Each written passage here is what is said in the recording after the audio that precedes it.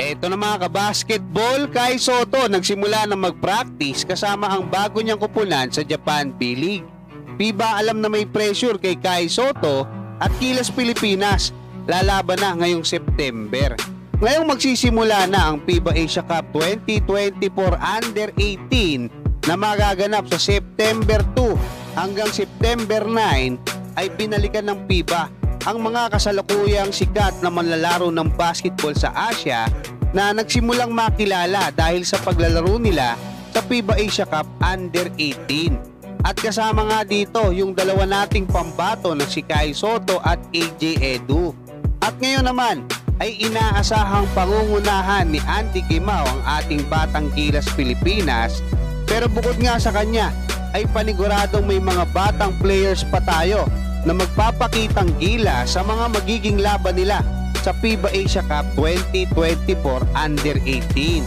Ayon pa sa FIBA ay ang diamante daw ay nabubuo dahil sa pressure, pero hindi para sa lahat ng mga tao ang pressure na kung pag-aaralan ay ang pressure na tinutukoy ay ang matagal nang nakadikit sa pangalan ng ating pambatong si Kai Sotto dahil sa hindi pangkaraniwan niyang tangkad na mahigit 7-footer at sa mga kakayahan sa paglalaro ng basketball na meron siya na wala sa mga naunang Pilipino na may tangkad na 7-footers pataas.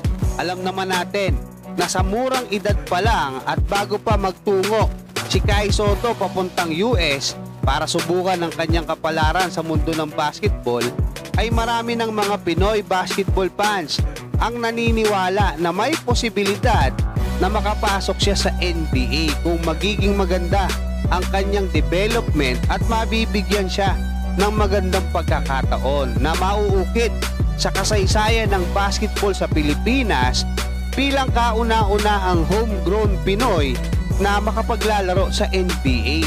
Bagaman hindi naging madali ang mga pinagdaanan ni Kai Sotto sa nakaraan at sa kasalukuyan ay masasabi ko na marami pa din ang mga Pinoy basketball fans na kagaya ko na umaasang makapaglalaro siya sa NBA.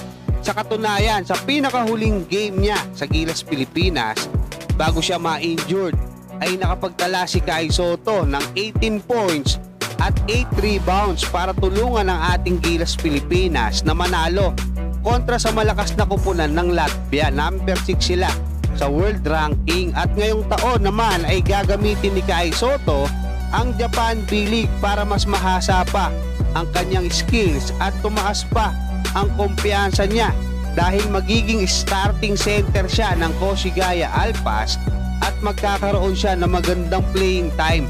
Ayon yan mismo sa agent ni Kai Sotto at magtutuloy-tuloy din ang kanyang mas pinaigting na pagtitraining para mas lumaki ang kanyang katawan, mas lumakas at mas bumilis. At maibalita ko lang mga kabasketball, kanina nga ay nakilala na ni Kai Sotto at nakasama na niya sa practice yung mga bago niyang teammate diyan nga sa bago niyang kupunan na Koshigaya Alpas.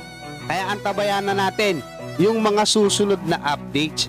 Hanggang dyan mga kabasketball, maraming salamat at God bless sa inyong lahat.